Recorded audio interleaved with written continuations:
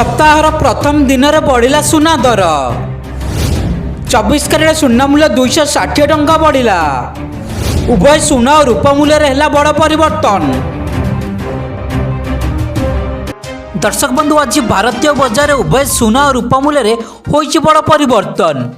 उभय 24 कैरेट और 22 कैरेट सुना मूल्य सामान्य वृद्धि देखा मिली।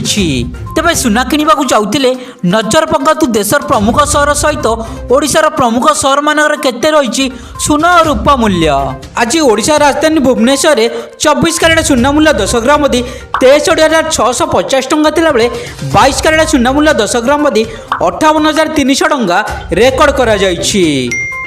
हेले ओडिशार अन्यतम सहर कटक संबलपुर बालेश्वर सुना और रूपा मूल्य बहुत अंतर देखा मिली। आज ओडिशार पुरातन सहर कटक रे 22 कैरेट सुना मूल्य 10 ग्राम 58,350 टंका थिला बेले संबलपुर यार मूल्य 58,380 टंका रही।